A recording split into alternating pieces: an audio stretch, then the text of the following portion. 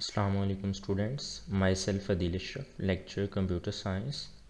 Students, as you know, I am going to teach you class 9th computer science book. So it's our 6th lecture from your book chapter number 2 computer components. Students आज के lecture में हम देखेंगे कि हमारे पास system buses कौन सी हैं और वो किस तरह से काम करती हैं। जैसा कि अपने प्रीवियस लेक्चर में मैंने आपको बताया कि हमारे पास कंप्यूटर बस क्या होती है, कंप्यूटर बस कितनी टाइप्स की थी, उसको हमने वन बाय वन डिस्कस किया। तो स्टूडेंट्स, अगर मैं आपको बताता चलूँ कि हमारे पास कंप्यूटर बस क्या थी, जब कंप्यूटर के डिफरेंट कंपोनेंट्स को आपस में कम्युनिकेट करना होता है तो वो इलेक्ट्रिकल पाथ्स के थ्रू कम्युनिकेट करते हैं। वो इलेक्ट्रिकल पाथ जो कंप्यूटर के डिफरेंट कंपोनेंट को कनेक्ट करते हैं या जिन इलेक्ट्रिकल पाथ्स को यूज़ करते हुए कंप्यूटर के डिफरेंट कंपोनेंट्स आपस में डाटा की ट्रांसफॉर्मेशन करते हैं, डाटा सेंड और रिसीव करते हैं, उसको हम सिंपल वर्ड में कंप्यूटर बस बोलते हैं। तो स्टूडेंट्स, दो टाइप्स की थी computer buses. First one expansion buses and second one system buses. जैसा कि मैंने आपको बताया था कि जितनी भी एक्सटर्नल डिवाइसेस होती हैं, जितनी भी फेरिफेरल डिवाइसेस होती हैं, उनके साथ जो कम्युनिकेशन के लिए बसेस यूज़ होती हैं उनको हम अपनी एक्सपेंशन बसेस बोलते हैं। और ऐसी तमाम बसेस जो कंप्यूटर के इंटरनल पार्ट्स के दरमियान, इंटरनल कंपोनेंट्स के दरमियान कम्युनिकेशन के लिए यूज़ होती हैं, उनको हम अपनी सिस्टम बसेस बोलते हैं। तो स्टूडेंट्स, आज बेसिकली जो हमारा टॉपिक है, जो हमारा लेक्चर है, वो इसी पे बेस कर रहा है कि हमारे पास ये जो टाइप्स हैं सिस्टम बसेस की वो कौन कौन सी हैं और वो किस तरह से अपना काम करती हैं। जी तो स्टूडेंट्स, बेसिकली हम अपनी सिस्टम बसेस को 3 पार्ट्स में डिवाइड करते हैं। फर्स्ट वन डाटा बस, second one address bus and third one control bus. तो स्टूडेंट्स, वन बाय वन इनको डिस्कस करते हैं हम लोग डिटेल के साथ। स्टूडेंट्स, जो डाटा बस होती है वो फर्स्ट टाइप है हमारी सिस्टम बस की। अब डाटा बस क्या काम करती है, जब डिफरेंट कंपोनेंट्स को आपस में कम्युनिकेट करना होता है तो डेफिनेटली वो डाटा की ट्रांसफॉर्मेशन को ही अपनी कम्युनिकेशन बोलते हैं। अब कंपोनेंट ए है और कंपोनेंट बी, जो कि दो कंपोनेंट है, इन दो कंपोनेंट ने आपस में कम्युनिकेशन करना है। अब जब ये आपस में कम्युनिकेशन करेंगे, कम्युनिकेशन का प्रोसेस होगा, तो डेफिनेटली इनके दरमियान डाटा की ट्रांसफॉर्मेशन होगी। तो स्टूडेंट्स, वो इलेक्ट्रिकल पाथ्स जिसके थ्रू डाटा ट्रांसफ़र होता है, डाटा की ट्रांसफॉर्मेशन होती है बिटवीन टू कंपोनेंट्स, ऐसे इलेक्ट्रिकल पाथ्स को, ऐसी बसेस को हम लोग डाटा बसेस बोलते हैं। ये बहुत कॉमन बसेस होती हैं जो डाटा बसेस होती हैं, क्योंकि ये डाटा की ट्रांसफॉर्मेशन के लिए यूज़ होती हैं। डाटा और इंफॉर्मेशन दोनों चीज़ें इनमें से ट्रांसफ़र होती हैं। अब स्टूडेंट्स देखिएगा कि जैसे कि लास्ट लेक्चर में मैंने आपको बताया कि जो बसेस होती हैं वो इलेक्ट्रिकल पाथ्स पे मुश्तमिल होती हैं और एक जो इलेक्ट्रिकल लाइन है, एक जो इलेक्ट्रिकल पाथ है, वो एक बिट डाटा ट्रांसफ़र करने के लिए यूज़ होता है। तो स्टूडेंट्स, इसी तरह से जो डाटा बसेस हैं वो भी आपके पास different set of lines, different set of paths पे मुश्तमिल होती हैं। और जो एक पाथ होता है, जो एक लाइन होती है, वो एक सिंगल बिट डाटा की ट्रांसफॉर्मेशन के लिए यूज होता है। अब स्टूडेंट्स देखिएगा, it is an electrical path that connects the CPU, memory and input output devices and secondary storage devices. अब जितने भी कंपोनेंट्स, जितने भी पार्ट्स मैंने इसकी डेफिनेशन में मेंशन किए हैं वो देखिएगा। सीपीयू, ये भी कंप्यूटर का इंटरनल पार्ट है। मेमोरी, जिसको आप अपनी मेन मेमोरी भी बोल सकते हो, ये भी कंप्यूटर का इंटरनल पार्ट है। इनपुट आउटपुट डिवाइसेस, ये भी कंप्यूटर का internal part and secondary storage devices. अब आपके पास ये जितने भी पार्ट्स हैं ये internal parts of computer system है और इनके साथ जो ट्रांसफॉर्मेशन के लिए बस यूज हो रही है जिसको हम डिस्कस कर रहे हैं वो हमारी डाटा बस है। तो डाटा की ट्रांसफॉर्मेशन के लिए कंप्यूटर जो बस यूज करता है उसको हम डाटा बस बोलते हैं। ये डिफरेंट लाइंस पे मुश्तमिल होती है। एक लाइन एक बिट डाटा को कैरी करने के लिए यूज होती है। अब ये डिफरेंट सेट्स पे भी मुश्तमिल होती है। अब देखिएगा, अगर आपके पास 8 लाइंस वाली बस होगी, 16 लाइंस वाली बस होगी, 32 लाइंस वाली बस होगी या 64 लाइंस वाली बस होगी। इससे भी ज़्यादा सेट्स की बसेस होती हैं जिनके पास मैक्सिमम नंबर ऑफ लाइंस होती हैं। अब जो मैक्सिमम नंबर ऑफ लाइंस है, मैक्सिमम सेट ऑफ लाइंस जो है वो अफेक्ट करता है किसके ऊपर? डाटा की स्पीड के ऊपर, डाटा की ट्रांसफॉर्मेशन के ऊपर। स्टूडेंट्स देखिएगा कि अगर हमारे पास ऐसी बस होती है, कौन सी बस, किस बस को डिस्कस कर रहे हैं हम लोग? हम डाटा बस को डिस्कस कर रहे हैं। अगर हमारे पास डाटा बस जो है वो 16 लाइंस वाली है तो डेफिनेटली उसमें से 16 बिट्स डाटा ट्रांसफ़र होगा। जो डाटा की अमाउंट जो सेंड होगी एक कंपोनेंट से दूसरे कंपोनेंट तक वो 16 बिट्स होगी और 16 बिट्स 2 बाइट्स के इक्वल होते हैं। एक सिंपल सी एग्जांपल मैंने इसी तरह से ली हुई है कि जैसे मोटरवे के ऊपर डिफरेंट लेन्स होती हैं। अब रोड्स के, एक रोड है, सिंगल लेन है उसके ऊपर, तो एक टाइम में एक ही व्हीकल, एक ही गाड़ी उसके ऊपर मूव कर सकेगी। अगर मैक्सिमम नंबर ऑफ लेन्स हैं, आप देखें कि 5 लेन्स हैं, 4 लेन है, तो उन तमाम लेन के अंदर एक टाइम में 4 व्हीकल जो है वो मूव कर सकेंगे। तो इसी तरह से अगर हमारे पास 16 लाइंस होंगी डाटा बस की तो उसके ऊपर 16 बिट डाटा ट्रांसफ़र होगा। अगर हमारे पास 32 लाइंस होंगी तो उसके ऊपर 32 बिट्स डाटा ट्रांसफ़र होगा। स्टूडेंट्स ये मैंने बिट्स को आगे बाइट में कन्वर्ट किया। एक सिंगल बिट में एक बाइट जो है वो 8 बिट्स के इक्वल होता है।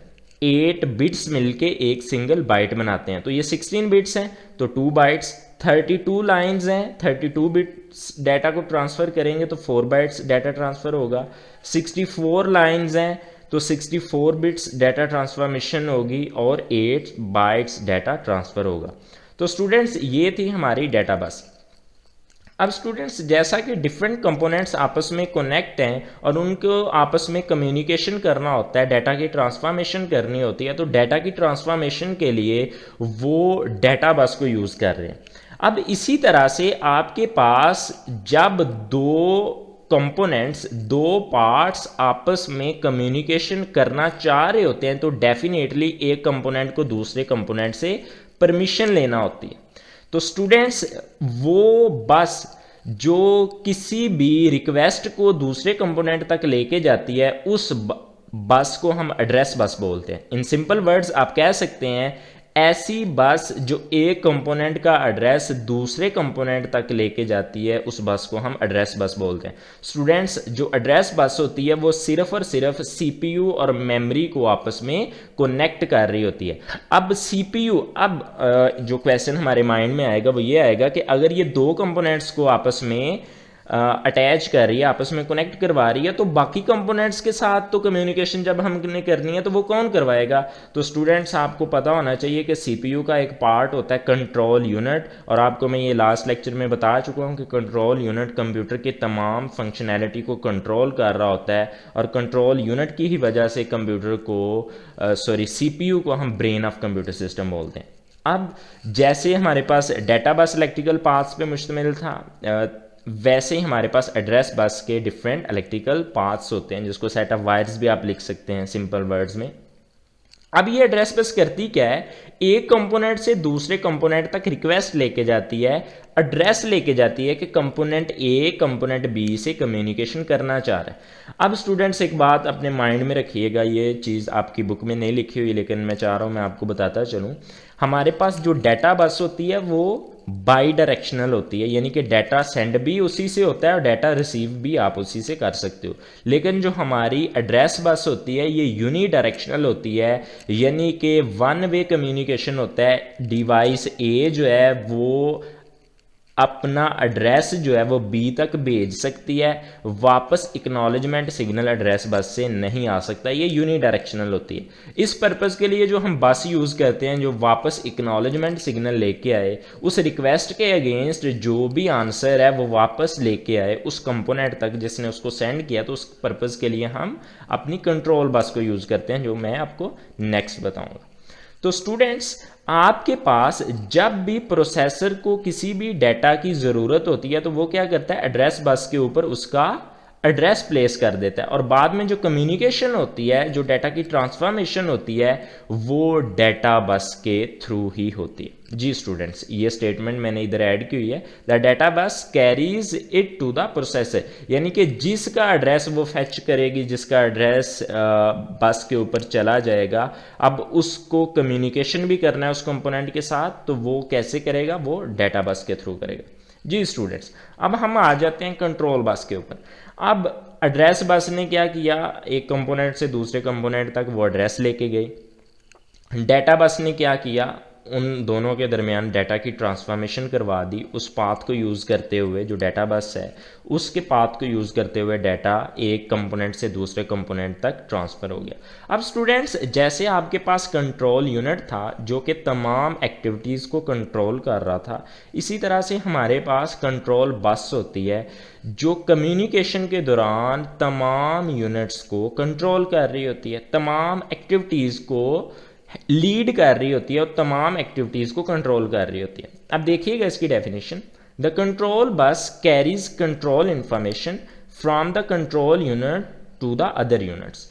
अब हमारा जो कंट्रोल यूनिट है वो क्या कर रहा है, चीज़ों को कंट्रोल कर रहा है, चीज़ों को हैंडल कर रहा है। अब वो कंट्रोल इंफॉर्मेशन, वो कंट्रोल यूनिट से जो इंफॉर्मेशन, कंट्रोल इंफॉर्मेशन दूसरे कंपोनेंट तक जानी है, वो जिस बस के थ्रू जाएगी, वो सिग्नल, कंट्रोल सिग्नल जिस बस के थ्रू दूसरे कंपोनेंट्स तक मूव करेंगे स्टूडेंट्स, उसको हम अपनी कंट्रोल बस बोलते हैं।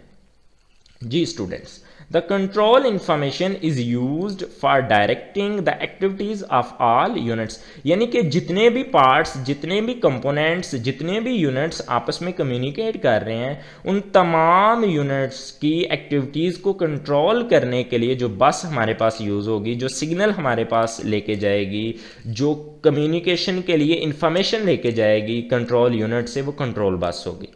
जी students, the control directs the transfer of data to ALU from the memory। अब ये क्या करेगा, हमारे पास मेमोरी से वो किसकी तरफ डायरेक्ट करेगा, उसको ALU की तरफ। यानी कि ALU ने क्या करना है, डाटा के ऊपर प्रोसेसिंग परफॉर्म करनी है। ALU को मैं डिटेल से डिस्कस कर चुका हूँ अपने प्रीवियस लेक्चर में स्टूडेंट्स। ALU क्या करता है, तमाम अर्थमेटिक और लॉजिकल टाइप के ऑपरेशन डाटा के ऊपर परफॉर्म कर रहा होता है। तो जब ये सारा काम हो चुका होगा, मेमोरी से डाटा ALU की तरफ कंट्रोल यूनिट, कंट्रोल बस को यूज़ करते हुए ट्रांसफ़र कर चुकी होगी, तो अब ALU क्या करेगा, उस डाटा के ऊपर प्रोसेसिंग अप्लाई करेगा जो कि अर्थमेटिक और लॉजिकल टाइप की होगी। अब स्टूडेंट्स, एक तो कंट्रोल बस ये काम कर रही होती है, और सेकंड वो क्या कर रही होती है, the control unit also controls the function of other units. जितने भी तमाम यूनिट्स हैं, जितने भी तमाम पार्ट्स हैं, जितने भी तमाम कंपोनेंट्स हैं कंप्यूटर के, वो सारे के सारे कंट्रोल किए जा रहे हैं कंट्रोल यूनिट के थ्रू। और कंट्रोल यूनिट जिन सिग्नल्स का, जिन कम्युनिकेशन चैनल्स का सहारा ले रही है, वो आपके पास कंट्रोल बस है। और इसमें कौन कौन सी डिवाइसेस हैं, आपकी इनपुट आउटपुट डिवाइसेस भी शामिल होंगी इसमें आपकी तमाम सेकेंडरी स्टोरेज डिवाइसेस भी इंक्लूड होंगी। स्टूडेंट्स, एक सिंपल जर्नल एग्जांपल है। फॉर एग्जांपल देखिएगा, हमारे पास ये दो कंपोनेंट्स हैं, component A and component B. For example हम सपोज करते हैं कि इन दोनों कंपोनेंट्स को आपस में क्या करना है, कम्युनिकेट करना है। स्टूडेंट्स, एक बात माइंड में रखिएगा, इन दोनों कंपोनेंट्स में जितना भी वर्क होगा, जितनी भी ट्रांसफॉर्मेशन होगी, जितनी भी कम्युनिकेशन होगी, उसका जो हैंडलर होगा, उसका जो कंट्रोलर होगा, वो कंट्रोल यूनिट होगा। और वो जिन सिग्नल्स को, जिन लाइंस को यूज़ करते हुए कंट्रोल करेगा तमाम एक्टिविटीज़ को, इन कंपोनेंट की तमाम एक्टिविटीज़ को जो कंट्रोल करेगा, उन सिग्नल्स को हम कंट्रोल बस बोलते हैं। यानी कि उन पाथ्स को यूज़ करते हुए कम्युनिकेशन को कंट्रोल करेगा। अब बात आगे कि कम्युनिकेशन किस तरह से होगी। फॉर एग्जांपल, ए बी से कम्युनिकेशन करना चाहता है, तो ए कंपोनेंट क्या करेगा, रिक्वेस्ट सेंड करेगा किसको, बी को। और जो बस रिक्वेस्ट के लिए यूज़ होगी स्टूडेंट्स, उसको हम एड्रेस बस बोलेंगे। ए अपना एड्रेस सेंड करेगा बी को कि मैं आपके साथ कम्युनिकेशन करना चाह रहा हूँ। अब बी क्या करेगा, बी वापस एक्नॉलेजमेंट सिग्नल सेंड करेगा। मैं अभी आपको बता के आ चुका हूँ कि आपके पास एड्रेस बस जो है वो यूनिडायरेक्शनल है, वो एक सिमत से एड्रेस लेके आती है, दूसरे तरफ को वो एड्रेस सेंड नहीं कर सकती। उसके लिए आपको दूसरी एड्रेस बस यूज़ करना होगी। तो अब बी ने जब इक्नॉलेजमेंट सिग्नल सेंड करना है, परमिशन अलॉट करनी है कि आप मुझसे कम्युनिकेशन कर सकते हैं, तो स्टूडेंट्स वो किसके थ्रू होगी, वो आपके पास कंट्रोल बस के थ्रू होगी, वो कंट्रोल यूनिट काम करवाएगा वो वाला। अब जब इक्नॉलेजमेंट सिग्नल वापस ए के पास आ गई, तो अब ए क्या करेगा, अपना डाटा डाटा बस के ऊपर रखेगा जो कि डिफरेंट सेट ऑफ लाइंस पे मुश्तमिल होगी, और आपका ये वाला मैसेज जो ए सेंड करेगा बी को, वो डाटा बस के ऊपर से होता हुआ बी तक पहुंच जाएगा। तो इस तरह से दो कंपोनेंट्स में आपस में बसेस को यूज़ करते हुए कम्युनिकेशन होगी। जी स्टूडेंट्स, उम्मीद करता हूँ आपको आज का लेक्चर समझ आया होगा। अगर आपका कोई भी क्वेश्चन हो तो आप नीचे कमेंट बॉक्स में डिस्कस कर सकते हैं। Thank you very much. इंशाल्लाह मुलाकात होगी अपने नेक्स्ट लेक्चर में। अल्लाह हाफिज़।